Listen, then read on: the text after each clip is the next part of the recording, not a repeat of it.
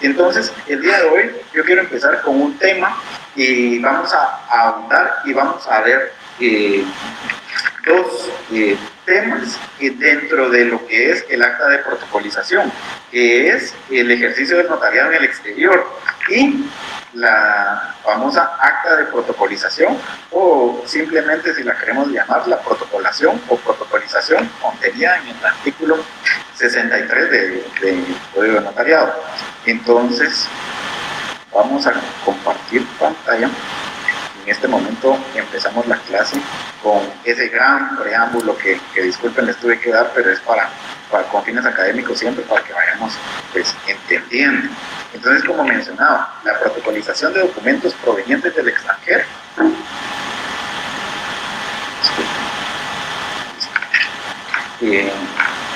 Tenemos regulada esta actuación notarial en el extranjero, y como lo dice un gran amigo, como lo dice mi maestro, el doctor Nelly Roberto Muñoz, y es que como notarios guatemaltecos tenemos el gran privilegio, a diferencia de muchos países que integran la Unión Internacional del Derecho Notarial o la Unión Internacional del Notariado, que es que como notarios guatemaltecos tenemos el privilegio de poder actuar en cualquier país del mundo cuando dichos instrumentos, documentos u autorizaciones deban de surtir efectos en la República, en Guatemala. Y si se dan cuenta, el artículo 43 de la ley del organismo judicial pues nos lo permite, nos lo faculta y pues, ¿por qué no decirlo? Nos lo privilegia, que es el acta de protocolización, porque si se dan cuenta, como mencionaba, para que surtan efectos en la República, dichos instrumentos o dichos documentos, en este caso, que deben de incorporarse al protocolo, deben de ser protocolizados. ¿Y qué es, bueno, licenciado, qué es la protocolización? Yo, antes de pasar a la conceptualización de la misma, pues les quiero dar a entender qué es o qué debemos de entender, porque es más fácil entenderlo primero y después ya, bueno, analicemos un concepto. No es más que incorporar o adherir al protocolo, a cada colección ordenada de los instrumentos o los documentos que por disposición de ley o a requerimiento de parte deban de incorporarse al protocolo. Entonces, no es más que esa inserción de cualquier documento de los que vamos a analizar al protocolo, es decir, que forma parte de este, que pasa a foliarse y que no puede sustraerse del mismo. No es más que incorporar un documento al protocolo. Entonces, habiéndolo entendido de esta manera sencilla, tratamos de conceptualizar. Entonces, ¿qué es la famosa acta de protocolización? Ahora, ojo con la denominación. El artículo 63 del Código de Notariado reconoce el término protocolación, y la ley del organismo judicial reconoce el término protocolización. Entonces se reconocen como sinónimos y ambas denominaciones pues, son válidas. Entonces es un instrumento público en donde el notario da fe de la entrega e incorporación de un documento al protocolo, como lo expliqué. Entonces, ¿qué documentos son los que se protocolizan? Tenemos documentos que se protocolizan por disposición de ley, por orden judicial, arrogación de particulares y, fundamental en el artículo 65 del Código Notariado, cuando en una escritura pública algún documento tenga relación con el negocio que se pretende celebrar, pues también podrá protocolizarse por convenio entre los otorgantes, media vez se cumplan con los requisitos del artículo 64 del Código Notariado. Y son los requisitos que más adelante vamos a estudiar. Les traigo un ejemplo de cómo es un acta, un instrumento de protocolización. Entonces yo le agregaría acá, bueno, también cuando por convenio entre las partes debe protocolizarse un documento en un negocio o en determinado contrato. Entonces, vamos a analizar los primeros. Siempre con fundamento en el artículo 63 del Código de Notariado, los documentos por disposición de ley deben de autorizarse por la leyenda por ante mí, porque así lo regula el mismo artículo en su último párrafo, que nos dicen qué documentos son los que puede utilizarse esta leyenda, que son los del numeral primero de dicho y mencionado artículo. Asimismo, regulan los que se protocolizan por orden judicial, siempre con la leyenda por mí ante mí, puesto que estos dos están integrados en el numeral primero de dicho artículo.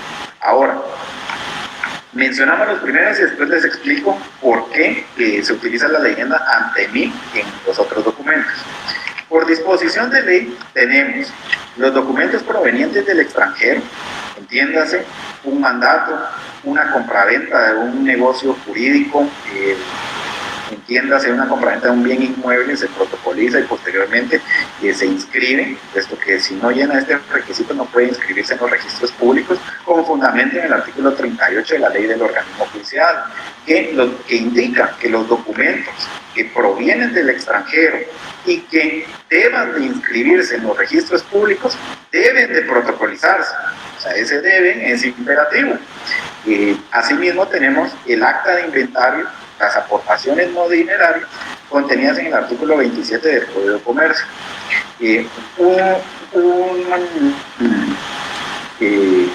Documento que también debe protocolizarse por disposición de ley es la constitución de un colegio profesional. Pues esto está regulado en el artículo 4 de la Ley de Colegiación Profesional Obligatoria. Asimismo, el artículo 101 del Código Civil nos indica nuevamente que el acta de matrimonio debe de protocolizarse. Y es algo muy importante que tal vez no lo enseñan en el curso de Derecho Mercantil, sino que ya cuando uno está preparando su juzgado, ya sea en el técnico profesional, ya sea en la fase de estudio de Derecho Mercantil o de Derecho Notarial, pues efectivamente también el acta notarial de protesta de títulos de crédito regulada en el artículo 480 del Código de Comercio nos indica que esta acta debe de protocolizarse. Si mal no estoy, es en el numeral sexto de dicho artículo que indica que el acta notarial de protesto debe cumplir tales y tales requisitos, y su numeral sexto indica que debe de protocolizarse. Entonces, yo como consejo propio les digo, hagan estas anotaciones a la par de su artículo 63, numeral primero, pues para tener ahí a detalle qué documentos son los que deben de protocolizarse por disposición de ley. Entonces, al margen pueden dividir, o al menos así lo tengo yo en mi código, que en el margen izquierdo pueden enumerar los documentos que por disposición de ley deben de protocolizarse, y en el lado derecho los que indica por tribunal competente. Entonces, por tribunal competente entendemos que por supuesto es por orden judicial, siempre con la leyenda por mí ante mí, fundamentado en el último párrafo de este artículo. Y qué documentos entonces son los que podrían protocolizarse por orden judicial de tribunal competente. Tenemos el proyecto de partición en el juicio de división de la cosa común, fundamento, artículo 222 del Código Procesal Civil y Mercantil. Creo que ustedes lo noto ahí al margen de mi código de notariado. Los testamentos especiales. Entonces, el artículo 477 del Código Procesal Civil y Mercantil nos indica que al declararse formal, es decir, hasta que haya cumplido ciertos requisitos, el tribunal ordenará su protocolización. Entonces, este es otro caso de documentos que se protocolizan por orden de tribunal competente. Asimismo, el testamento es decir, la apertura del testamento cerrado, el testamento por orden judicial debe de protocolizarse con fundamento en el artículo 472 del Código Procesal Civil y Mercantil. Ahora, pasamos siempre en el artículo 63, numeral segundo, documentos que se protocolizan a ruego de particulares. Y aquí tenemos en el numeral segundo y el numeral tercero, que no es más que documentos que contan con firma legalizada y documentos que no tienen firma legalizada. Entonces, la diferencia es que los documentos que tienen firma legalizada van a poder protocolizarse con la leyenda ante mí únicamente con el requerimiento de la persona en favor de la cual se suscribió este documento. Hagamos de cuenta que tenemos un pagaré con firma legalizada y la persona en favor de quien se suscribió dicho documento es quien puede requerir su protocolización con efectos de garantizar su permanencia a través del tiempo. ¿Por qué les digo esto? Porque un pagaré, por ser un título de crédito, saben ustedes que el documento podría extraviarse. En cambio, la permanencia de incorporación en el protocolo le garantiza esa seguridad de no extravío, puesto que entendemos que hay diligencias de reposición de protocolo, está el testimonio especial, hay permanencia a través del tiempo, es decir, vamos a garantizar su perdurabilidad. Entonces, podría ser una de las causas del por qué protocolizar dicho documento. Ahora, como mencionaba, hay documentos privados sin legalización de firmas. Siempre se puede protocolizar efectivamente con la leyenda ante mí, con la única diferencia que deben de suscribirlo todas las personas que lo hubieran firmado. Entonces, eso es, pues creo que está sencillo y como les decía, agregamos un cuarto acá. ¿Qué otro documento podrían protocolizarse? Entonces, hagan la anotación en el artículo 63, aunque está a la vuelta de la página o en la misma página, ver artículo 65, pues esto nos indica que, por supuesto, podría protocolizarse un documento que forma parte de un negocio jurídico, un contrato, entiéndase, podría ser un plano que queremos protocolizar, puesto que se está conviniendo entre las partes que debe de protocolizarse dicho documento.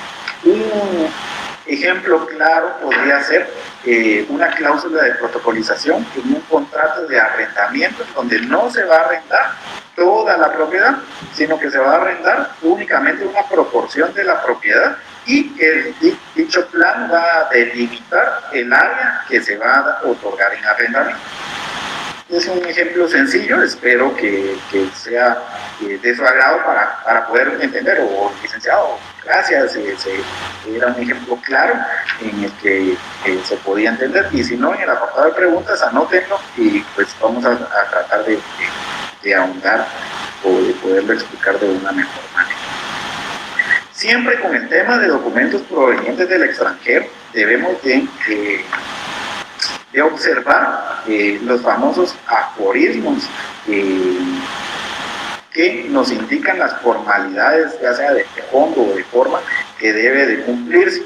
A mí me gusta empezar por las formalidades extrínsecas, que son las formalidades de forma que deben de cumplir los actos o negocios jurídicos, puesto que debe de cumplirse, o el famoso locus regit actum.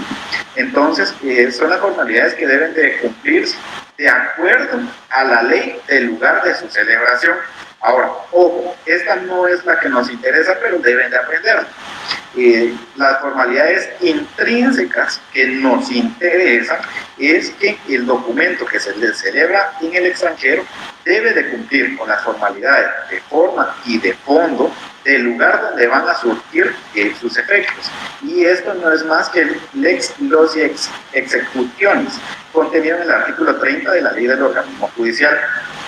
Entonces, con esas dos basta la explicación, puesto que lo que yo pretendo es que ustedes tengan la idea fundamental de estas formalidades. Tenemos documentos provenientes del extranjero que se autorizan por funcionario público o por notario. Se debe de protocolizar si va a tener efectos registrales y debe de cumplirse con pases legales. Ojo, más adelante voy a explicar el tema de los pases legales y contenidos en el artículo 401 del Código Bustamante y asimismo el trámite de la Convención de la Apostilla. Entonces, para que no digan que está desactualizado en este momento, recuerden, nos apresuramos a veces a juzgar. Entonces, lo que he mencionado es que, o lo que nos interesa, mejor dicho, es que autorizado por notario guatemalteco, o sea, un documento que es autorizado por notario guatemalteco, siempre se protocoliza. Sin la protocolización, no se cumple el requisito de validez y ese documento no surte efectos en Guatemala. Por lo tanto, si usted va a ejercer como notario guatemalteco al otro lado del charco, entiendas, Australia, Japón, Europa, algo más cerca, Norteamérica, Sudamérica, el documento cuando venga a la República de Guatemala debe de protocolizarse y no necesita pases de ley.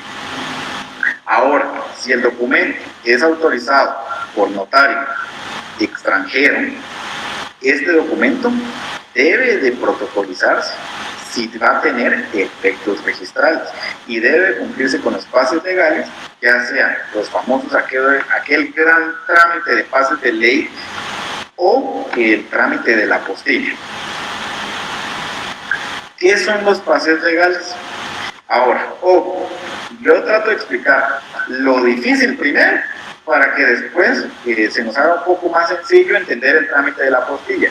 Yo pienso que usted tendría una respuesta válida en su examen técnico profesional si indica el trámite de la apostilla, puesto que es el trámite que actualmente se utiliza. Esto no quiere decir que haya dejado de observarse el trámite anterior. Por supuesto, ustedes deben de saber también cuál es este trámite de los famosos pases legales, que es aquella colección de pasos necesarios que debe de cumplir un documento que viene del extranjero con el fin de legalizar las firmas del funcionario o del notario extranjero que lo ha autorizado, para así poder cumplir los requisitos de validez en Guatemala y que se pueda hacer valer, que tenga sus efectos jurídicos completos. El artículo, ya vieron, aquí había un artículo que me atrasé.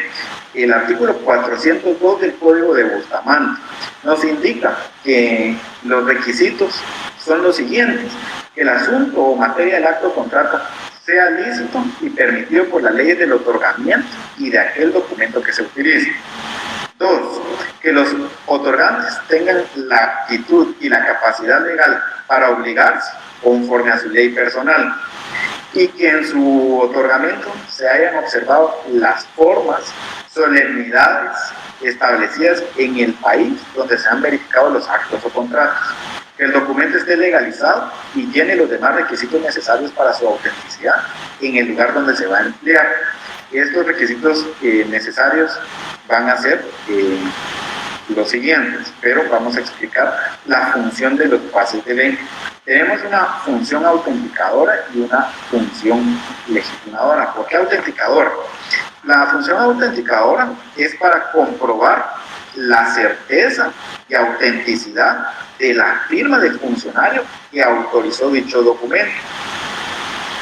La función legitimadora va a ser ese otorgamiento de fe del contenido del documento y la validez de las legalizaciones anteriores. En Guatemala, recordemos que la legalización excluye la presunción de validez del contenido y del documento. ¿Qué quiere decir eso? Que el notario o el funcionario no da fe en este caso del contenido, del fondo del documento. El funcionario o el notario únicamente va a dar fe del otorgamiento o de la presunción de veracidad de esas firmas. Es decir, que el notario no tiene responsabilidad por el contenido del documento. Esto es algo que yo he visto en la práctica en los documentos que son legalizados por los cónsules guatemaltecos, que le hacen una anotación que la auténtica de la firma no prejuzga sobre la validez del contenido del documento. Ojo, esto pues es algo que sería, aunque está de más, pues no es un requisito que exigen el código notariado para las actas de legalización de firmas. Yo diría que es una parte que le da un agregado extra, un agregado técnico a las actas de legalización de firmas, agregar este contenido que cuando estemos estudiando las actas de legalización de firmas, que va a ser el día de hoy, se los voy a mencionar, que es esta pequeña cláusula de que no prejuzga sobre la validez del contenido del documento. Entonces, esto le deja claro o esta exención de responsabilidad en las auténticas de firma, lo que comúnmente llamamos auténticas de firma. Entonces, estos son los pasos legales que debe cumplir un documento proveniente del extranjero. Entonces, hagamos de cuenta que tenemos, pues vamos a utilizarlo como ejemplo, porque con un ejemplo pues, se vuelve más claro, más práctico y lo entendemos. Vamos a tener un mandato redactado en idioma extranjero, hagamos de cuenta el más sencillo, un mandato otorgado en la Florida de los Estados Unidos de América, redactado en idioma inglés, el cual es autorizado por notario estadounidense y debe de cumplir efectos jurídicos completos en Guatemala. Entonces, ¿cuál es el trámite a seguir? Bueno, está redactado el mandato, lo firma la persona, el mandante, y posteriormente el notario autentica la firma del mandante y este documento debe de también autenticarse la firma del notario por parte del secretario de Estado del Estado de la Florida para que autentique la firma del funcionario que autorizó el documento. Es decir, el secretario de Estado va a autorizar la firma del notario guatemalteco. Ese es paso 1. Paso 2.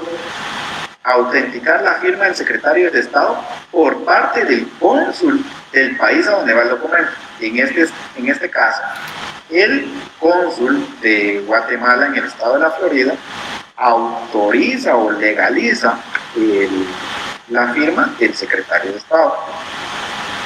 Paso 3. Se debe de autenticar la firma del cónsul en el extranjero, pero esto se hace ya en Guatemala en el Ministerio de Relaciones Exteriores. ¿Quién dice o quién nos dice? Y que la firma que calza en dicho documento efectivamente es del cónsul asignado por parte de las autoridades guatemaltecas en el estado de la Florida. Paso 4. Mencionaba que el documento venía en idioma extranjero. Dicho documento, por supuesto, recuerden que el idioma oficial en Guatemala es el español. Dicho documento debe de ser traducido al español por traductor jurado bajo juramento. Posteriormente, debe de legalizarse, esta es una opción para otorgar mayor certeza, la firma del traductor jurado por parte del Ministerio de Educación. Y al legalizar la firma del traductor jurado, debe de pagarse el impuesto correspondiente. En este caso, hagamos de cuenta que es un mandato judicial, el cual está exento, pero debe de hacerse mención en el documento, en la protocolización. Es decir, al tener todos estos pasos, corresponde la protocolización de dicho documento, es decir, esa incorporación al protocolo, para que pueda surtir efectos jurídicos completos. Entonces, en esta escritura de protocolización, se hace mención que el impuesto al que está afecto dicho contrato se satisface en el documento original. Es porque si fuera un mandato general o un mandato especial, sabemos que respectivamente cubre el impuesto de 10 quetzales en timbres fiscales o 2 quetzales en caso de mandatos especiales. Se hace esa mención que en el documento original que se protocoliza protocoliza, es allí en donde se le adhiere las estampillas o los timbres fiscales. Pero esta anotación o esta estipulación debería o debe de constar en el instrumento público. Ahora, habiendo determinado cuáles son los documentos que deben de cumplir los pasos de ley, es claro, o esto creo que es una de las preguntas más innovadoras que preguntan en el técnico profesional, que es que Guatemala efectivamente se incorporó a la Convención de la Haya, específicamente al convenio de la apostilla, que suprime la exigencia de la legalización de documentos públicos extranjeros. Ahora, ¿qué quiere decir esto? Suprime la exigencia de todos los pases que anteriormente les mencionaba o les trataba de trasladar. Entonces, aquí hay algo que pues, es un aporte tal vez extra, y no quiere decir que todos esos pases de ley ya no deban de observarse. Usted puede seguir utilizando esos pases de ley, puesto que hay países que no están dentro de la Convención de la Apostilla, es decir, no forman parte de la Convención de la Haya. Por lo tanto, debe de seguirse cumpliendo estos pases de ley reconocidos en el Código de Bustamante, en el artículo 402 de dicho código. Entonces, ¿qué es el trámite de la apostilla? Voy a tratar de explicárselos acá. Disculpen que había usado la preferencia del estado de la Florida, pero es la imagen que encontré de una apostilla que no es de mi protocolo, pues, por secreto profesional, ¿verdad? Es una que encontré en internet. Y hagamos de cuenta, aquí viene el documento con la apostilla. Efectivamente, el modelo de la apostilla es ese. Así es una imagen de cómo se ve un apostillado. Y engrapado va, o adherido, va el mandato que mencionaba. Si usemos el mismo ejemplo. Entonces, se redacta el mandato en idioma extranjero, nuevamente en idioma inglés, un mandato general, especial, judicial con representación. Bueno, entonces, tenemos el mandato, viene el funcionario, que en este caso es el notario extranjero, autoriza la firma, es decir, la legaliza. Posteriormente, nuevamente, se le adhiere la apostilla en donde efectivamente se certifica que es un funcionario que forma parte o está debidamente autorizado en el extranjero, en este caso en el estado de la Florida, para poder emitir o notarizar, como lo llaman allá, dicha firma. Entonces, no es más, o sea, que se apostilla el documento, se viene y se hace o se requiere la intervención de un traductor jurado para traducir del idioma inglés al idioma español dicho documento. El documento se protocoliza, es decir, se adhiere al protocolo y con esa presunción de veracidad, con esa datación de fe, protocolizado el documento, se va a inscribir al archivo electrónico de poderes. Inscrito en el archivo electrónico de poderes, ese documento forma parte y puede cumplir por todos sus efectos jurídicos en la República de Guatemala. ¿Ven lo sencillo que es? Debidamente apostillado el documento. Incluso yo le diría, si viene ya el documento debidamente apostillado, damos de cuenta que es un mandato que viene de México, viene en español, mandato, apostilla, protocolizado y surtido de efectos jurídicos completos. Entonces, es un trámite bastante sencillo que ha venido a hacer la vida del notario más fácil en un mundo globalizado en donde el tráfico económico es a diario, es constante y se requieren de menos formalidades. Es una herramienta muy útil hoy en día. Incluso tengo un amigo en Argentina que me indica que el trámite de apostilla ellos ya lo pueden hacer de manera electrónica. Entonces viene, redacta la auténtica firma en su oficina, hace el envío al departamento, a la institución que toca, porque no sé qué institución es en Argentina, y ellos le envían la apostilla de forma electrónica, incluso con código QR, y ya puede enviar el trámite incluso de manera digital al extranjero. No aplica todavía en Guatemala, pero el trámite de la apostilla ha venido a simplificar la vida notarial. Entramos al tema de pago de tributos, y era lo que mencionaba, el impuesto que se debe cancelar es determinado por el contenido del documento que se protocoliza. ¿Esto qué quiere decir? Si vamos a protocolizar un mandato judicial, sabemos que el mandato judicial no paga impuestos. Si vamos a protocolizar un mandato general, sabemos que paga un impuesto de 10 quetzales de timbres fiscales. Si vamos a protocolizar un mandato especial, sabemos que paga 2 quetzales por el mandato especial. Entonces, lo importante es este segundo apartado, que estos van a ser cancelados, como mencionaba en el documento original. Este extremo debe de hacerse constar en el acta de protocolización. Ahora, necesito que tengan su código notariado a la mano y abran en el artículo 64 del mismo y vamos a encontrar los requisitos del acta de protocolación o acta de protocolización. Yo les diría que eso es lo que deben de aprenderse. Esa es la estructura para poder redactar un acta de protocolización, o en dado caso, como tip en su examen técnico profesional, pues ustedes ya tienen, bueno, acta de protocolización está contenida en el artículo 64 del Código de Notariado.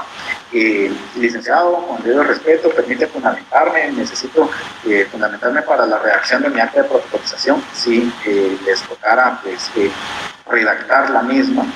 Y ahí está el tip para poder redactar un acta completo. El número de orden de instrumento, ya lo recordamos, que es aquel número de correlación que se le asigna a cada instrumento público que forma parte del protocolo. Asimismo, el lugar y la fecha, en la ciudad de Antigua Guatemala, departamento de Zacatepeques, el 16 de noviembre del año 2020. El infrascrito notario, en dado caso que actúe por disposición de ley o a requerimiento de parte, los nombres de los solicitantes, Juan Pérez y Pérez, con todas sus generales de ley, quien se identifica con documento personal de identificación, código único de identificación tal, o transcripción en su caso del mandato judicial. Mención del documento o diligencia.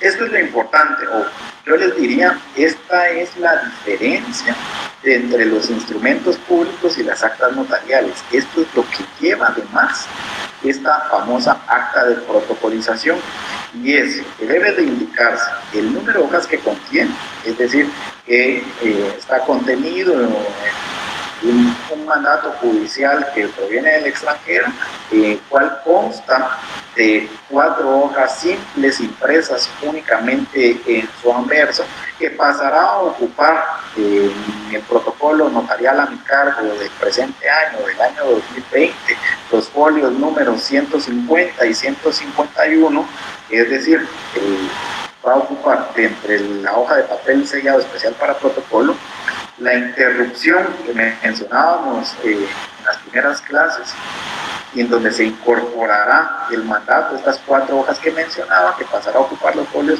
151, 152, 153 y 154, el protocolo notarial a cargo del año 2020, contenidos entre las hojas de papel sellado especial para protocolos, número de orden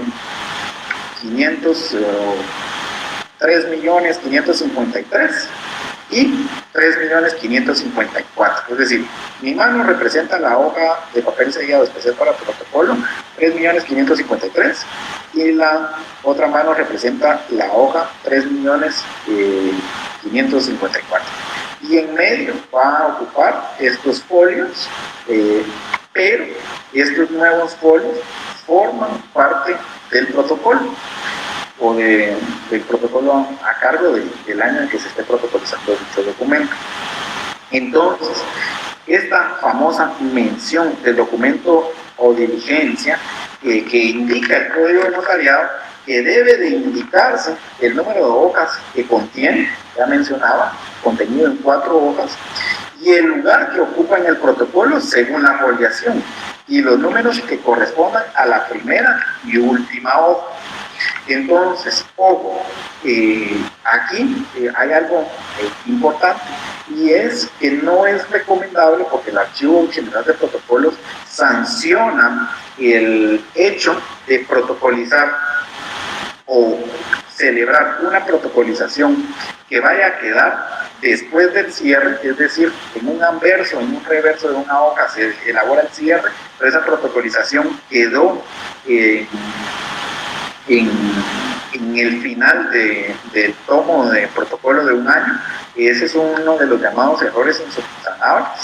Asimismo, tampoco es recomendable el protocolizar o que quede una protocolización dentro de 2 hojas del mismo papel sellado especial para protocolos, puesto que esta es una interpretación a criterio personal que no debería ser así, porque no lo prohíbe la ley, pero es una interpretación del Archivo General de Protocolos, y a fin de cuentas que es quien ejerce las revisiones y la función fiscalizadora de la función notarial, que también lo ve como un error el que se protocolice de esta forma, es decir, dentro de una hoja de papel sellado especial para protocolo y la otra hoja de papel sellado especial para protocolo, la incorporación al protocolo de 2 documentos, entonces no es recomendable.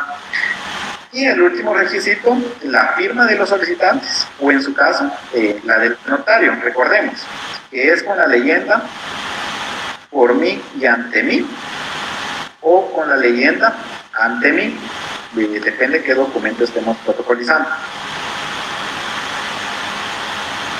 Acá les traigo un ejemplo de una protocolización de un documento proveniente del extranjero autorizado por notario guatemalteco. Entonces, se dan cuenta, número de orden 25, el lugar en la ciudad de Guatemala, el 16 de noviembre del año 2020, por mí y ante mí, Armando Salazar, notario, en cumplimiento de lo contenido en el artículo 38 y 43 de la Ley del Organismo Judicial, decreto 2-89 del Congreso de la República. Esto además, pero es válido. Procedo a protocolizar un documento proveniente del extranjero autorizado por notario guatemalteco de conformidad con las cláusulas escriturarias siguientes. Introducción. Ahora, el cuerpo, se recuerdan, siempre tengan en mente cómo subdividimos la redacción de los instrumentos públicos. Esto les va a facilitar la vida. En este caso, el 4 de noviembre del año 2020, esta es una protocolización de un documento que proviene del extranjero, autorizado por otro notario. En este caso, pues, le doy las gracias a Carla Moscoso, puesto que ha sido de gran ayuda para poder impartir estos cursos intensivos en su modalidad virtual. Entonces, por eso utilicé su nombre. El 4 de noviembre del año 2020, la notaria Carla Moscoso autorizó el mandato judicial con representación en la ciudad de Buenos Aires, Argentina, el cual fue otorgado por Pedro Morán a favor del licenciado Jairo Rivera, el cual consta en 3 hojas de papel bond. Entonces, si se dan cuenta, la cláusula primera nos da esa numeral 4 del artículo 64 del Código de Notariado, que nos indica esa mención del documento o diligencia. Entonces, cláusula primera, mención del documento o diligencia. Y la cláusula segunda es la que les mencionaba, que es ese extra que contienen las actas de protocolización.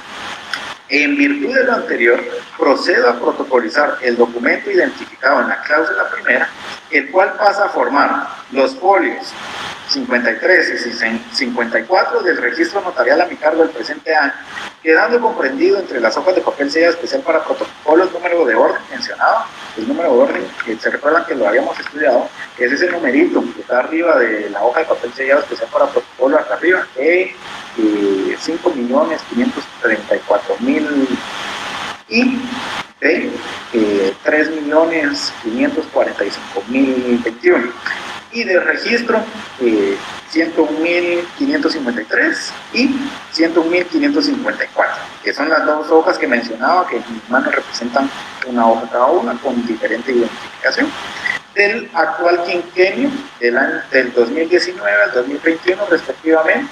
Hago constar, esto es lo importante, esta cláusula, que no se les olvide, puesto que yo les diría, o al menos si yo fuera el examinador, les diría, bueno, le hizo falta esto, aquí hay unos puntitos menos, puesto que no cumplió con indicar la forma de satisfacción de la protocolización. Hago constar que el impuesto fiscal se cubrió en el documento original conforme lo prescribe el artículo 41 de la Ley del Organismo.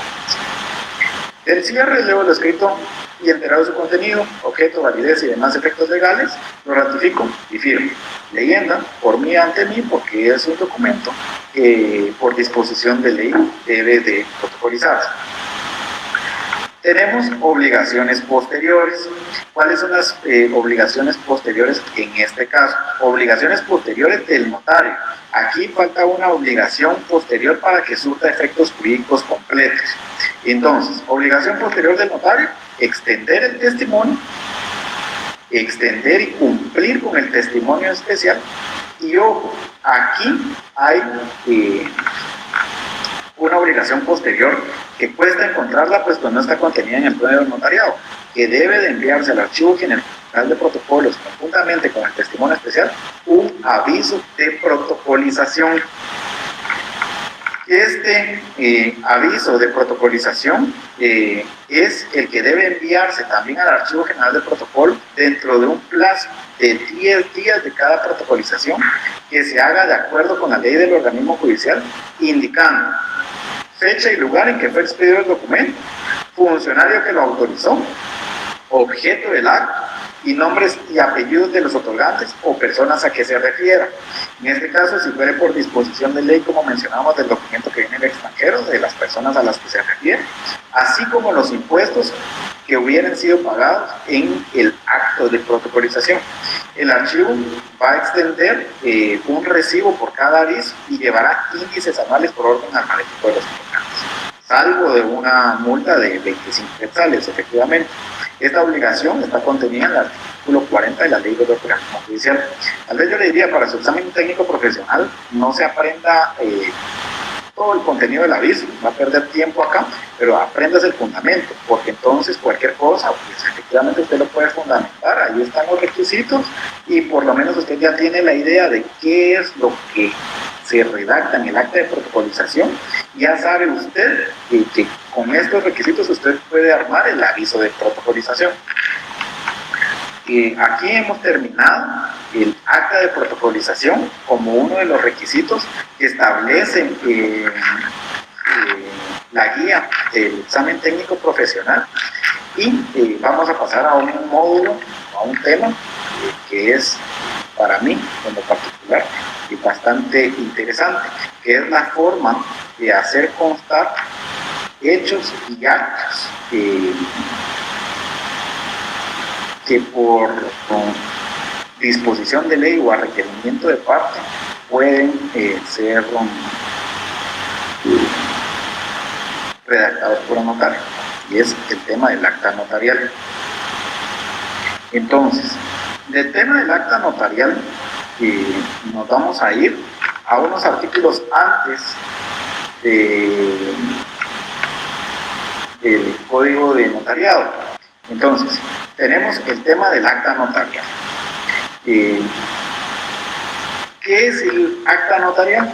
pues no es más que, como les decía, esa dación de fe que por disposición de ley o a requerimiento de parte, el notario puede hacer constar hechos que presencian y circunstancias que le constan.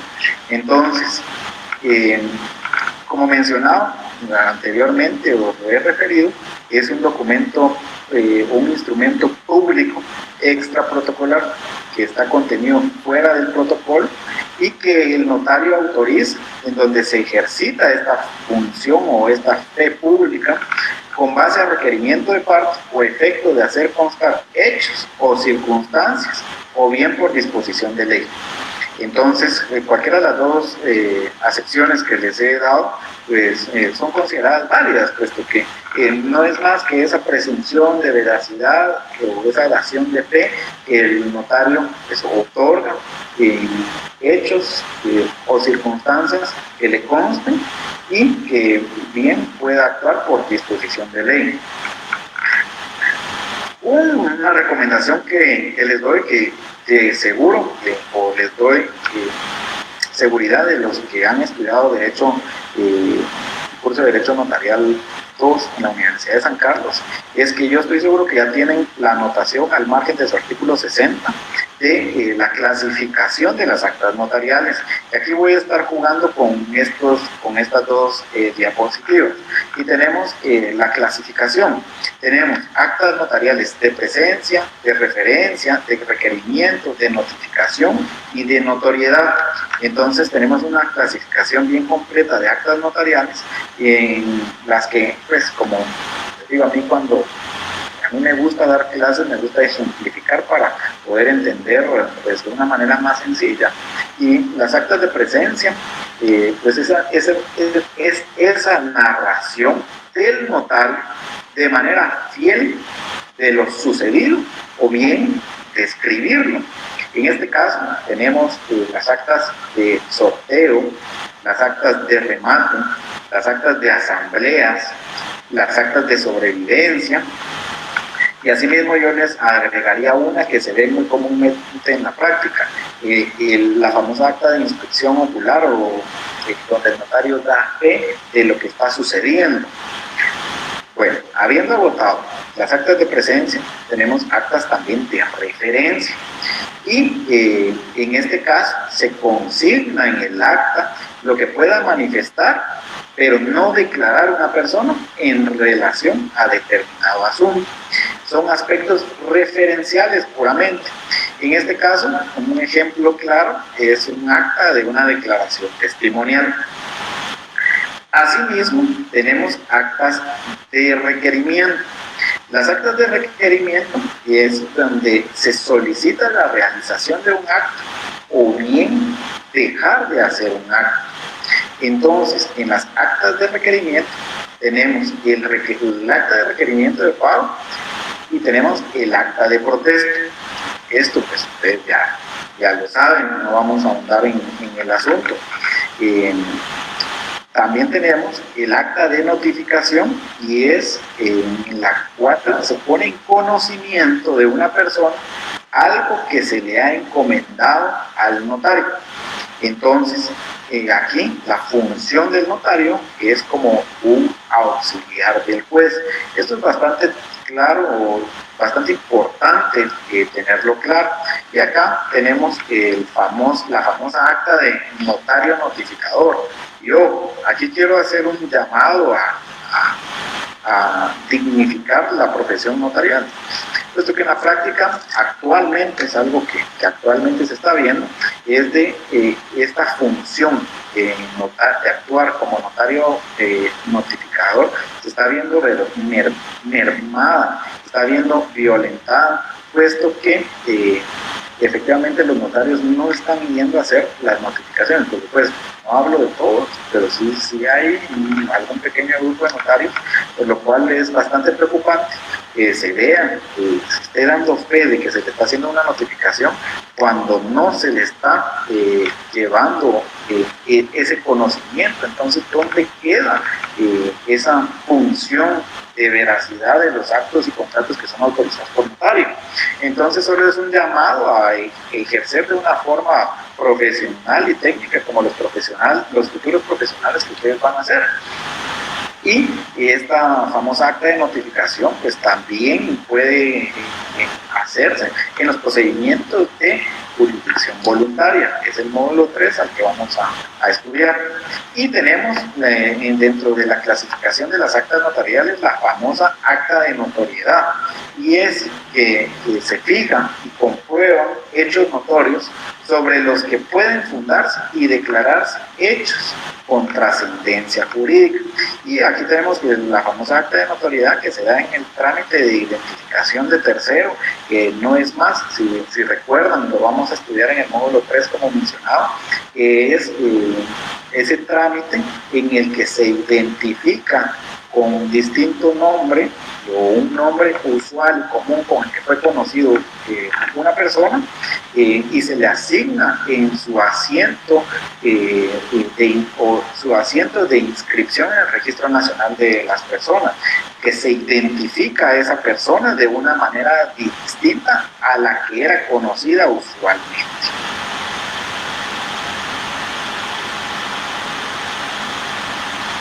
Acá tenemos la estructura del acta notarial. Como les mencionaba en el tema de que se aprendieran la estructura de la redacción de un instrumento público, yo sé que de una manera bien temprana, pero como un preámbulo al módulo 4 de la redacción de instrumentos públicos y de los contratos en sí, tenemos una estructura para el acta notarial también. Y si se dan cuenta, aquí nos cambian los términos, porque también tenemos una introducción, pero tenemos una rogación, y el objeto de la rogación, que consiste en el cuerpo del acta, un cierre y una autorización. ¿Por qué se denomina rogación? Recordemos que no puede actuar el notario de esta manera por sí y ante sí. En este caso, el notario puede actuar únicamente a requerimiento de parte, es decir, su actuación es rogada o por disposición de ley. Pero actuar solo porque yo voy a dar fe de un hecho, una circunstancia que está pasando, un accidente, eso no es permitido en este asunto. Entonces, yo les diría, aprendámonos qué es la introducción, es decir, qué requisitos lleva la introducción. Lo tenemos estructurado de la siguiente forma. La introducción es, este esquema, yo les diría que está contenido o fundamentado en el artículo 61 del Código de Notariado, y lo pueden subdividir, es de una manera bien sencilla, ahí mismo pueden ir marcando en su código, y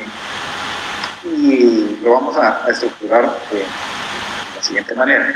Introducción: lugar, fecha, hora, importante. El único instrumento público de los que podría referir en este momento que lleva hora es el testamento y la donación por causa de muerte. Pero de allí el acta notarial. Es importante que deba mencionarse la hora de inicio y la hora de finalización del acta notarial. Yo bien recuerdo las clases del maestro Pacheco, en que hay una forma muy técnica de redactar la forma de finalización, es decir, la hora de la finalización. Y es que no es recomendable poner 30 minutos después de su inicio. No, la hora técnicamente se finaliza siendo las 11 horas con 30 minutos, o en este caso las 19 horas con 30 minutos, constituido siempre en tal y tal lado. Entonces, lugar, fecha, hora, nombre del notario, la dirección de su ubicación, que era lo que mencionábamos, que acá no solo es en la ciudad de Antigua Guatemala, constituido en mi oficina profesional, ubicada en el edificio Géminis 10, oficina 304 de la ciudad de Guatemala, departamento de Guatemala. Rogación. Y la rogación en este caso es quien ruega, quien requiere y sus datos de identificación, es decir, el requirente. Roberto Arriola Castellanos, de 59 años de edad, casado, guatemalteco, médico y cirujano, quien se identifica con el Código Único de Identificación, número tal, extendido por el registro, documento extendido por el Registro Nacional de las Personas de la República de Guatemala. Acá tenemos una denominación doble, que es el objeto de la rogación. Ya el objeto de la rogación pues, no es más que quien requiere servicios notariales a efecto de hacer constar su declaración jurada o a efecto de hacer constar inspección ocular constituidos en tal y tal. O uno de los ejemplos que mencionábamos, que con el objeto de hacer constar asamblea general de carácter totalitaria de accionistas de la entidad por la sociedad. Ya vamos a ver un ejemplo. Ahorita solo son ideas al aire para que ustedes vayan estructurando en su mente la forma en que debe de estructurarse el acta notarial. Puesto que yo estoy seguro que si ustedes aprenden, es más sencillo aprenderse únicamente la estructura del acta notarial para posteriormente redactarla. Entonces ya no están ustedes con ideas al aire, tienen una forma estructurada en la cual deben de redactar su acta notarial. El cuerpo del acta se redacta mediante puntos. En este caso tenemos punto primero, punto segundo, o cláusula primera, cláusula segunda, y en la que se hace constar la narración del hecho o las circunstancias. Es decir, ya en sí lo que es el cuerpo completo del contenido del acta notarial. Tenemos el cierre, que igualmente en el cierre se hace constar el lugar, la fecha, el número de hojas de las que consta, y aquí hay una salvedad. Me hacían la pregunta, recuerdo muy bien en la primera clase, que me decían, licenciado, yo tengo una duda, ¿por qué en el protocolo no se sellan los instrumentos públicos? Pero ojo, en el acta notarial sí, puesto que esto está contenido o fundamentado, tiene un requerimiento legal en el artículo 62 del Código Notarial, que indica que el notario numerará, sellará, firmará todas las hojas del acta notarial. Ojo, aquí hay algo importante también, y es que del acta notarial deben de firmarse todas las hojas. Y yo he visto en la práctica que no firman todas, las numeran, las timbran, sellan o autorizan el acta notarial, pero no firman el contenido de todas las hojas. Y este es un requerimiento legal requerido o fundamentado en el artículo 62 del Código Notarial. Tenemos una autorización que es, igual que en los instrumentos públicos, la leyenda o las palabras ante mí, la firma del requirente y del notario y el sello del notario. En las actas notariales cabe la posibilidad legal de que no firme el requirente, que firme únicamente el notario, quien da fe de esa presunción de todo lo que consta en el contenido del acta notarial, y cuando es en este caso puede omitirse la leyenda de las palabras ante mí. Ahora, si firma cualquier persona que intervenga en el acta notarial, es recomendable agregarle la leyenda ante mí. Este es un famoso criterio de ventanilla, puesto que no está establecido en el Código de Notariado, sin embargo es la forma en que comúnmente se lleva a cabo esta actividad. Entonces, acá les traigo un ejemplo de cómo funciona un acta notarial, y es que tenemos el ejemplo de una asamblea general ordinaria con carácter de totalitaria, la que les mencionaba. Solo quiero ver, aquí traigo otros ejemplos. Entonces, el lugar en la ciudad de Guatemala, la fecha, el 27 de junio del año 2020, siendo las 10 horas, Armando Salazar, notario, constituido en mi oficina profesional ubicada en Primera Calle Poniente, número 20, de la ciudad de... Aquí hay un error, ¿ya vieron?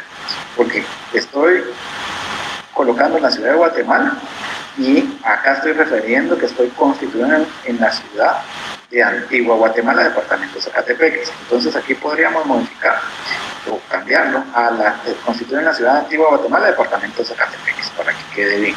Con eso cumplimos con el aspecto de la introducción. Ahora, la rogación, ¿quién ruega? ¿Quién requiere? La persona que requiere el servicio. A requerimiento de Roberto Arriola Castellanos, de 25 años de edad, casado, médico y cirujano, guatemalteco, domiciliado en el departamento de Guatemala, quien se identifica con documento personal de identificación, con código único de identificación, eso ustedes ya lo saben. Ya cumplimos con la introducción y ya cumplimos con la rogación. Ahora tenemos el objeto de la rogación. Hago constar la celebración de Asamblea General o a requerimiento de Roberto Antonio Arriola Castellanos, hago constar la celebración de Asamblea General Ordinaria con carácter totalitaria de la entidad denominada por Sociedad Anónima.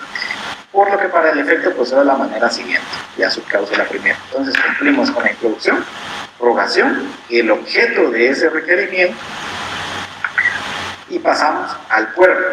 Entonces, el cuerpo en este caso está incluido de la siguiente forma, que es la narración de hechos o circunstancias. Como mencionábamos, el punto primero, el punto segundo, el punto tercero, si lo hubiere. Como punto primero podemos hacer una referencia de antecedentes. Los socios se han reunido sin el requisito de previa convocatoria, puesto que y han omitido realizar las publicaciones, puesto que el objeto de la asamblea es de carácter totalitario, encontrándose todos, se procede de la manera siguiente. Cláusula segunda, la verificación del quórum. Cláusula tercera, la proposición de agente. Cláusula tercera, de la votación. Cláusula cuarta, y así sucesivamente, en este caso por el tipo de asamblea o el tipo de acta, mejor dicho, que estamos celebrando. Cumplimos con el cuerpo, que es el objeto del acta que estamos celebrando. Tenemos el cierre. Finalizo la presente acta en el mismo lugar y fecha, la cual consta en 3 hojas de papel bond, las cuales numero, sello, ojo, importante, el acta notarial sí se sella, y firme. Leo lo escrito a los requirentes, quienes enterados de su contenido, objeto, validez y más efectos legales lo aceptan, ratifican y firman, siendo las 15 horas con 15 minutos. Por supuesto, recuerden la concordancia entre la hora de inicio y la hora de cierre.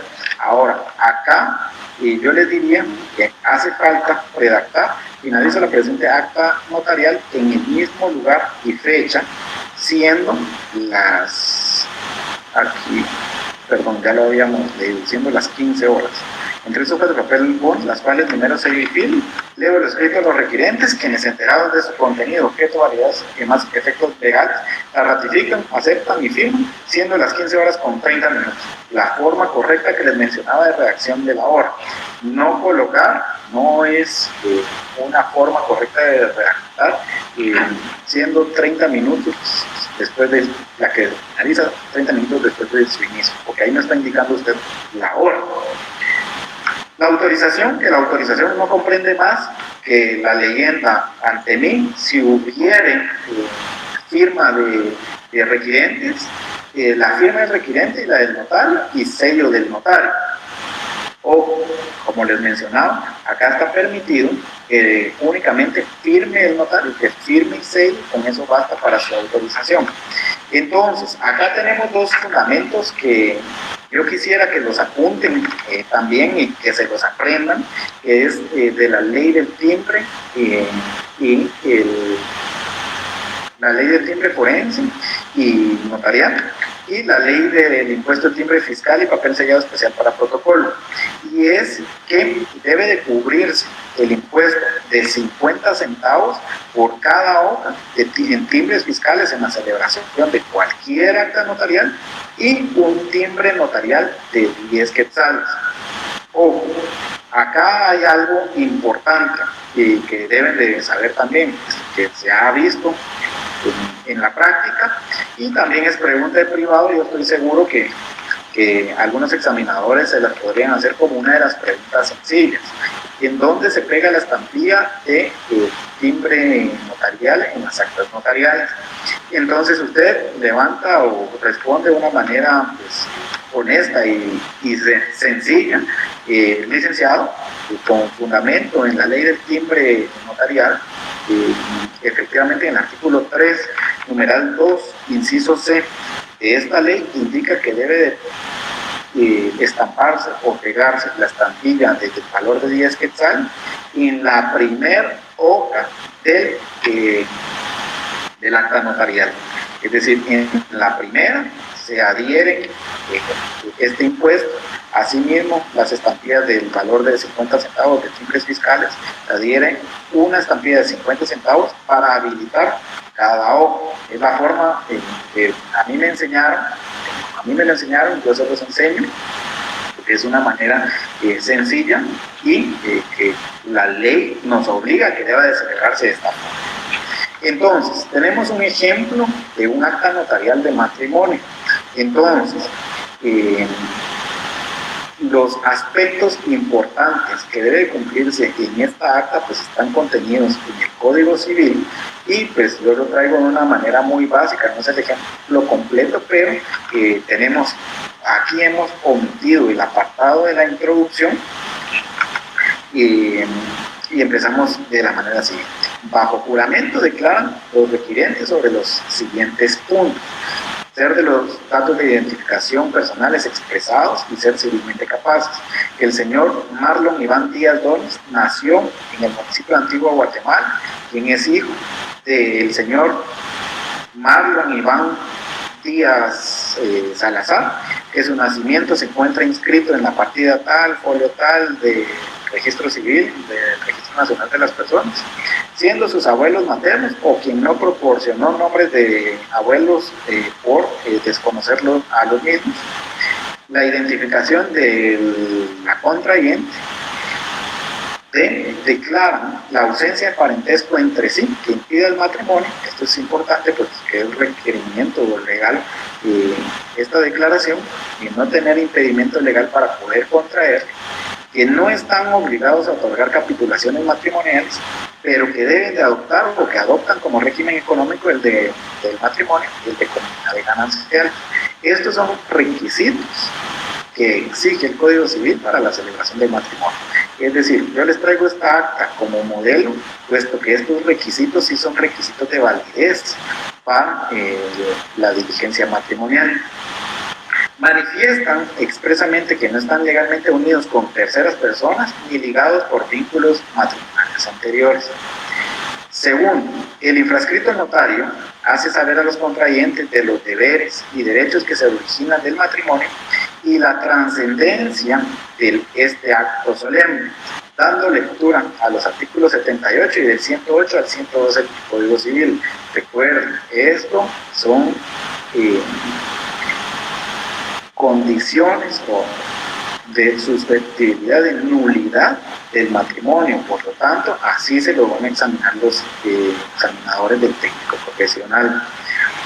Pregunto por separado a Marlon Iván Díaz Donis y a Angélica Romero Cifuentes si dan su consentimiento expreso de tomarse respectivamente como marido y mujer, manifestando estos a su vez que sí aceptan, y enseguida, sí acepto, los declaro unidos en matrimonio. Hago constar que tuve a la vista las certificaciones de partida de nacimiento y los documentos personales de identificación. Al tenor del artículo 97 del Código Civil, los contrayentes declaran que no están obligados a presentar certificado de sanidad por ser innecesario.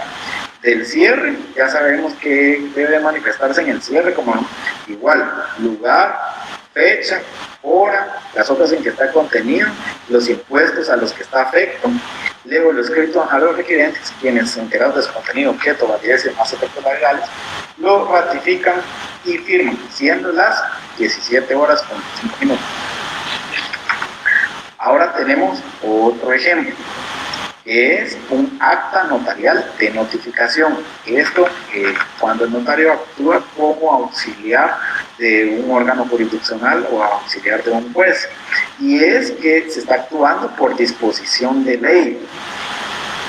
En cumplimiento de la resolución dictada por el Juzgado Primero de Instancia Civil del Departamento de Guatemala de fecha 4 de noviembre del año 2015, dentro del juicio sumario o de desocupación número 359-2020, me constituyo en el lugar indicado para notificar las siguientes resoluciones. A. Resolución de fecha 1 de enero del año 2020, como sabemos cómo se tratan los tribunales.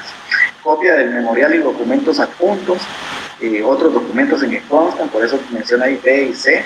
A quien estoy notificando, al señor Roberto Arriola Castellanos. Y este nombre es de un amigo que es un buen cliente, entonces por eso me es más fácil utilizarlo.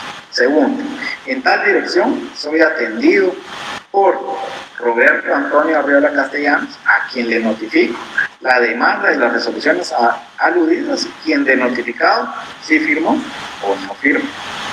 Tercero, cumpliendo el requerimiento que se me hizo, extiendo esta acta para que forme parte del expediente procesal identificado. De igual forma, el cierre, lugar, fecha, hora, el número o la cantidad de hojas en la que consta, la forma en que se satisfacen los impuestos, el impuesto fiscal y el impuesto notarial, esa dación de fe de que se lee íntegramente lo escrito, quien enterado de su contenido, objeto de validez y demás efectos legales, lo acepta, ratifica y firma. En este caso, pues si no firma, quien firma únicamente el infrascrito notario por negarse a hacerlo, la persona anteriormente identificada o la persona notificada, firma y sello del notario. Tenemos el acta notarial de asamblea, o aquí en trámites mercantiles. En trámites mercantiles, pues a veces nos confundimos, pues porque no es algo común en la práctica, pero es importante dejarlo claro. Tenemos la facultad de poder ser auxiliares de los órganos de administración de las sociedades reconocidas en el Código de Comercio, así como las asociaciones civiles. Y en este caso es que el acta notarial de asamblea es diferente al acta en donde consta el nombramiento. Entonces, recordemos que debe de celebrarse primero una asamblea que faculte el nombramiento de una persona para ejercer como parte de uno de los órganos de administración de las sociedades, y posteriormente deberá de acudir ante notario a materializar lo dispuesto en la asamblea. Así se reconoce. Entonces, ¿qué pasa en el acta notarial en donde constan las asambleas? Efectivamente es eso, la dación de fe de qué es lo que está ocurriendo en la asamblea. Es decir, el conocimiento de la gente, la verificación del quórum, el reconocimiento, la forma en que va a celebrarse la asamblea, es decir, la agenda, la aprobación o la improbación de la agenda y el cierre. Entonces, ojo, el Código de Comercio actualmente, que es una disposición con las últimas modificaciones, reconoce que debe de incorporarse como anexo al libro de asambleas si el acta notarial es celebrada, valga la redundancia, en acta notarial. Es decir, la asamblea se celebra en el libro de asambleas autorizado por el registro mercantil y autorizado por la Superintendencia de Administración Tributaria, o mediante acta notarial, que ahora es una obligación de quien ejerce las veces de administrador o presidente del órgano de administración. Es decir, esa responsabilidad cae en este representante de las sociedades de incorporar como anexo al libro de registro de asambleas para que conste y se lleve dicho registro, porque anteriormente se hacían las asambleas en acta notarial, después se perdía el acta notarial y nadie sabía dónde estaba el acta notarial. Entonces, a mi criterio es algo muy bueno para ahora llevar un control de las asambleas. Entonces, habiendo identificado qué es lo que ocurre en las asambleas, vamos a ver una forma de la redacción de la misma. Y de igual forma, vamos a omitir por cuestión tiempo la introducción, que ya sabemos que la introducción comprende lugar, fecha, hora, el notario, la ubicación del notario, asimismo la rogación, que es ese requerimiento de la persona quien requiere la celebración de la asamblea. En este caso es uno de los representantes legales y quien ejerce una función de los órganos de administración de la misma, que puede ser la gerencia, el administrador único, quien ejerce la presidencia del órgano de administración, del consejo de administración, un auditor, quien ejerza esa función, quien requiera para la celebración de la misma.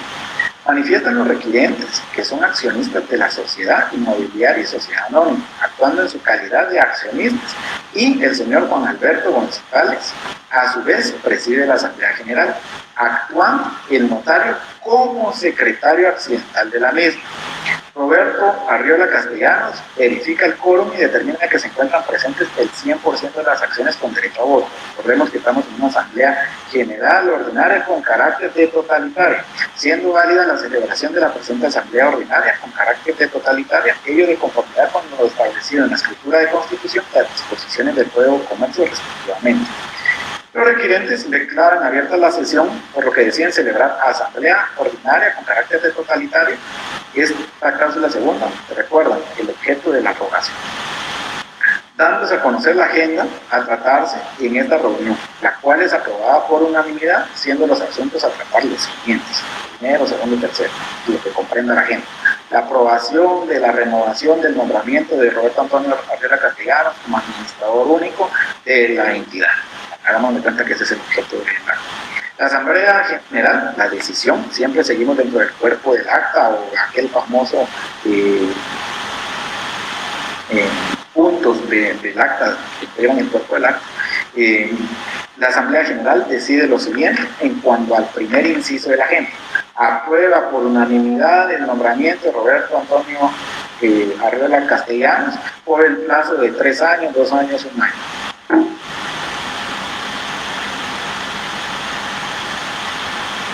Habiendo celebrado o teniendo el acta de asamblea, ya podemos proceder a materializar el nombramiento.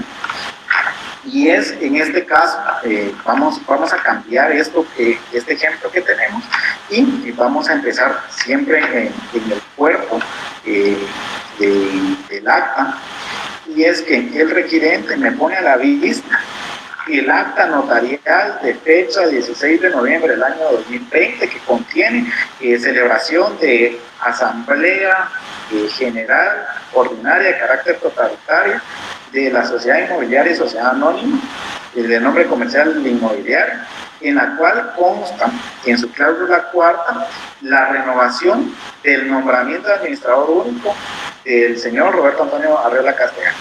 Y como consecuencia se procede de la manera siguiente. Procedo seguidamente a transcribir el apartado respectivo del acta mencionada, la que literalmente dice: punto tercero, literal A, se aprueba la renovación del nombramiento del señor Roberto Antonio Arriola Castellanos por el plazo de 3 años y se le faculta para que acuda ante notario a materializar lo dispuesto en esta asamblea. Se cierra la transcripción y se hace constar. El presente documento es constancia legal del nombramiento del señor Roberto Antonio Arriola Castellanos de la entidad inmobiliaria y sociedad anónima, que las transcripciones son copia fiel del documento relacionado que acude a la lista. Entonces, posteriormente, el famoso cierre. Lugar nuevamente, hora de la finalización del documento, cantidad de hojas de la que consta, la forma de satisfacción del impuesto. Recordemos que en las actas notariales de nombramiento el impuesto varía, ya no es solo 50 centavos, ni en timbres fiscales, ni únicamente los 10 quetzales del timbre notarial. Debe de adherírsele una estampilla del valor de 100 quetzales en timbre fiscal. Tenemos una famosa acta notarial, que es el acta notarial de sobrevivencia. Y pues esta acta notarial lo que pretende es dar fe y dejar constancia que la persona se encuentra viva y bueno, ahorita vamos a entrar al foro. Entonces, bajo juramento solemne que se le toma a la requiriente, que advierte las penas relativas al delito de perjurio y si falta la verdad, indicando estar enterado, se procede de la manera siguiente. La requiriente, bajo juramento, declara lo siguiente, que es de los datos de identificación personal anteriormente consignados, que se encuentra en pleno goce de sus derechos civiles y políticos y que reside en la dirección de su residencia, o sea, y que reside en Primera Calle Poniente, número 20 de la ciudad antigua de Guatemala, departamento de Zacatepec, que no ha perdido la nacionalidad guatemalteca, que no está gozando de ninguna pensión o jubilación de las entidades del Estado o del sector privado, que no está prestando sus servicios a ninguna dependencia del Estado o del sector privado.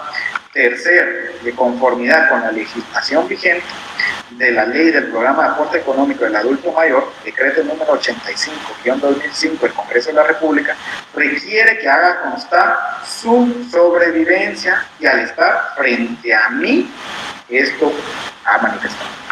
Entonces, como les mencionaba, es la sobrevivencia, es decir, que la persona se encuentra viva.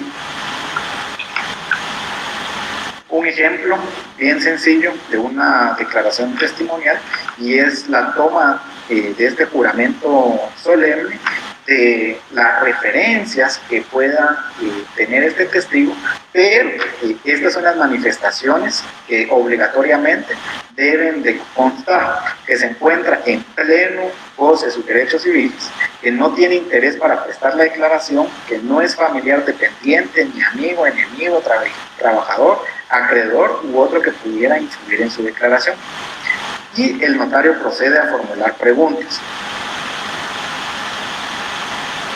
Entonces, hemos agotado el tema de las actas notariales.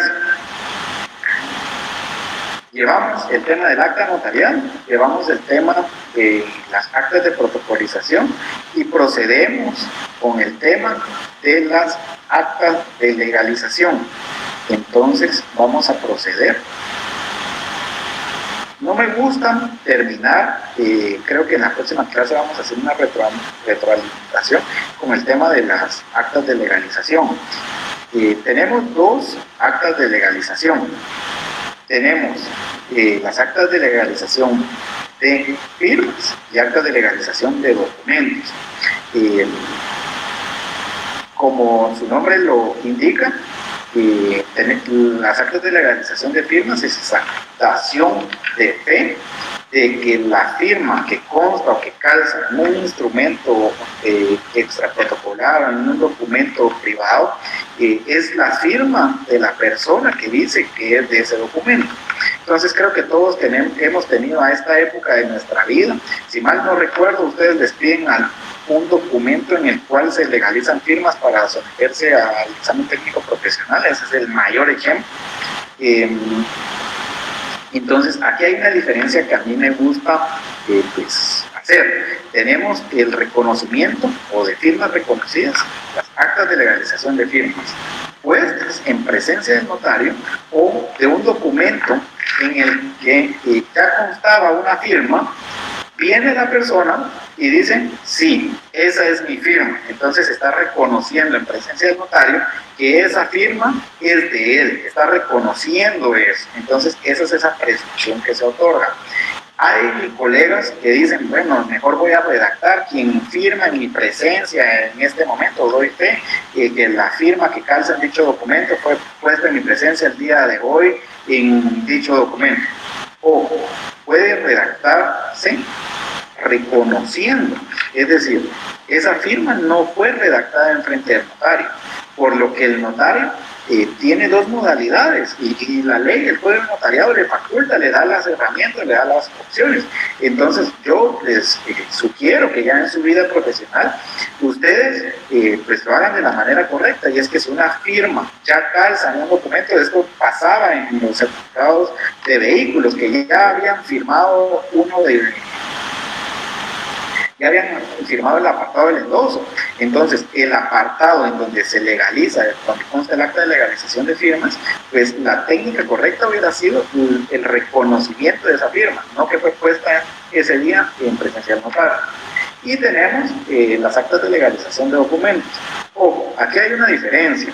Los documentos, como es esa presunción de veracidad, de que el documento está siendo reproducido en presencia del notario, es el notario quien dice o quien da fe. Aquí no hay requerimiento o intervención de parte.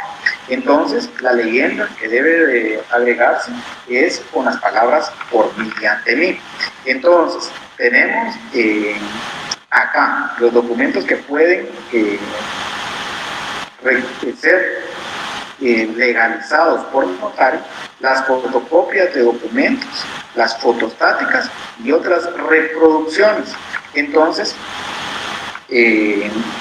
yo soy del criterio que las fotostáticas es un sinónimo de fotocopias. Sin embargo, si ustedes lo googlean, encontramos que fotostática puede ser determinada como aquel famoso screenshot o la toma de captura de pantalla. También puede ser la toma de foto de un documento, porque nos indica Google que es la captura de un documento mediante fotografías, lo cual permite su reproducción. Yo recuerdo que algo así es. Entonces, para los que quisieran encontrar un documento de que si puedo legalizar una foto o la captura de un documento, como hay lugares donde no los permiten, dicen no, eso no está bien porque usted lo que tomó fue una fotografía. Ojo, la ley le faculta, usted puede legalizar ese documento. Si usted lo tomó con su celular, en todo fe que fue tomado mediante mi teléfono Huawei 10, P10, no sé, el día de hoy en mi presencia, y lo cual fue impreso en mi impresora Canon 2000, no sé cómo es el tema de las impresoras, y se podría legalizar dicho documento. Asimismo, otras reproducciones, ¿verdad? Tenemos los requisitos de las legalizaciones de firmas. Y entonces, licenciado, ¿me puede dar el fundamento de las legalizaciones de firmas? Efectivamente, como les mencionaba, el artículo 54 es su documento, su fundamento, en donde se indica cómo pueden ser estas reproducciones, que sean procesadas, copiadas o reproducidas del original, indica el código en presencia del notario autorizante. Entonces vean la interpretación muy idónea. Entonces, asimismo, licenciado, ¿me puede dar el fundamento del reconocimiento de firmas? Que yo tengo dudas, nunca me lo han enseñado. Artículo 56 del Código Notariado, quien dice si la firma hubiera sido puesta por una persona a otra o no se pudiera firmar, para el caso de reconocimiento será suficiente la concurrencia del obligado, lo que hará constar el notario. Aquí está para el caso de reconocimiento. Entonces, licenciado, los requisitos para las actas de legalización de firma, pues esto es algo bien sencillo. Yo les aseguro que a la mayoría en el examen técnico profesional le ponen una o dos escrituras, un acta de legalización de firmas, en cualquiera de las modalidades que vamos a ver el día de hoy, o un acta de legalización de documentos, o puede ser que le pongan ambos. Entonces, yo le diría, miren, esto sí o sí debe de aprenderse, esto sí o sí viene.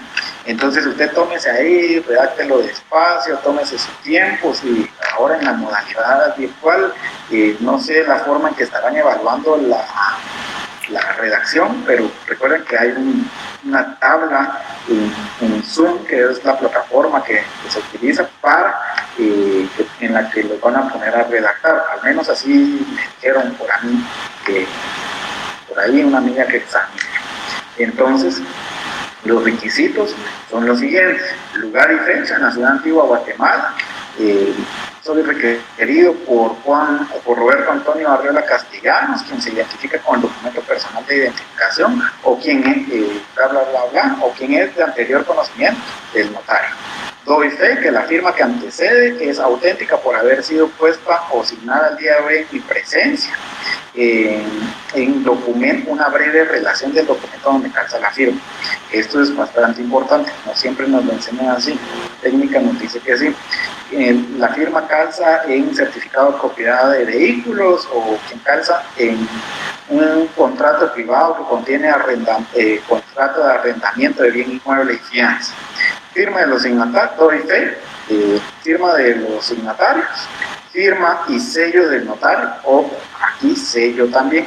Y los impuestos que deben cubrirse es el valor de 10 quetzales en timbre notarial y el valor de 5 quetzales en timbre fiscal. Ojo, acá hay una salvedad. Creo que estamos en tiempo todavía, está licenciado Kevin. Tenemos 15 minutos o aprovechamos de entrar a preguntas. Usted me dice, usted es el moderador. Yo creo que unos 5 minutos todavía tendría, licenciado, para que pueda impartir. Perfecto. Vamos a terminar el tema del acta notarial entonces, perdón, del acta de legalización de firmas. Y este es el ejemplo, lo que les mencionaba. En la ciudad de Guatemala, el 11 de junio del año 2020, Comando Salazar, notario, de fe que la firma que consta en el anverso de la presente hoja es auténtica por haber sido puesta o signada el día de hoy en mi presencia por Jairo René Rivera Ramos, quien se identifica con documento personal de identificación número tal, quien vuelve a firmar al pie de la presente legalización. Doy fe ante mí, firma y sello del notario, pero va la firma de la persona nuevamente. Y entonces usted en su examen ahí ponga firma ilegible, pues la modalidad digital así lo va a requerir. Entonces acá tenemos, esta me interesa, puesta en hoja independiente.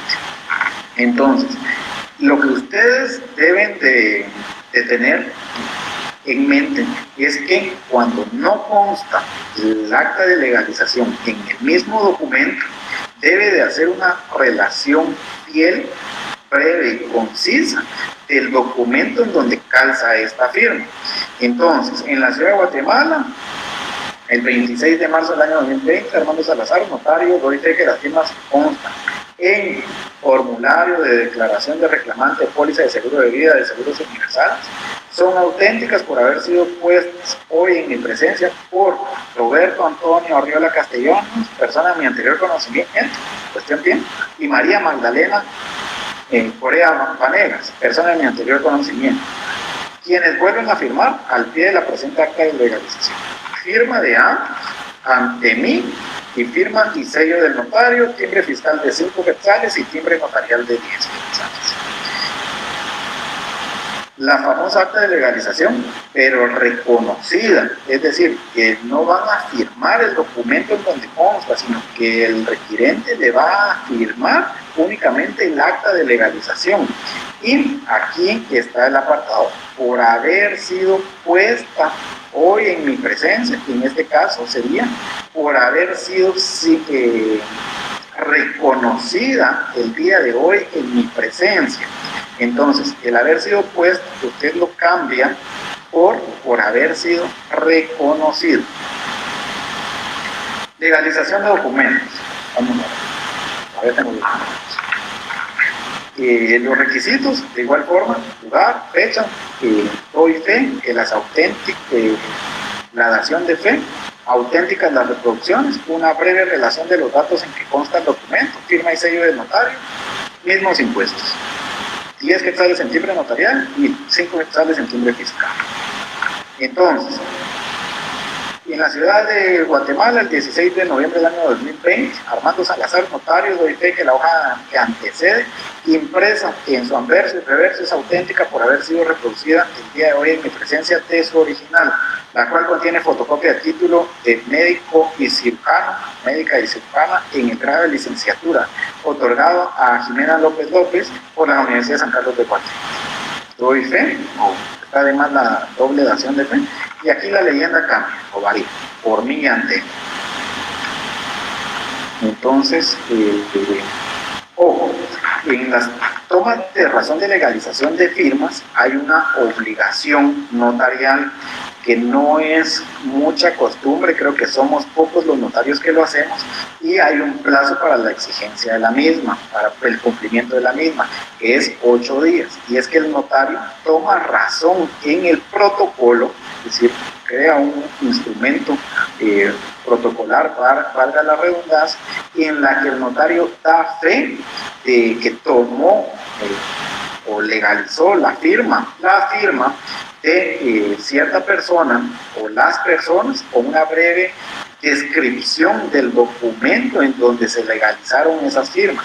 Y esta es una obligación notarial que tampoco prejuzga sobre la validez de la legalización de firmas, o al menos eso ha dicho ya la Corte, puesto que la obligación es del notario, la responsabilidad es del notario, pero no es causa de anulabilidad de esta presunción de veracidad de las firmas que constan. Sin embargo, pues, si usted quiere ser un excelente notario, yo le recomiendo que haga la toma de razón de legalización de firma. Por supuesto, esto le implica cumplimiento de obligaciones notariales y fiscales, entiéndase, el cumplimiento de pago de impuestos, pero obligaciones notariales de impuestos, puesto que la toma de razón de legalización de firma cumple con un tributo que debe pagarse, y es que por ser de valor indeterminado el testimonio especial que se envía al Archivo General de Protocolos, paga el valor de 10 quetzales.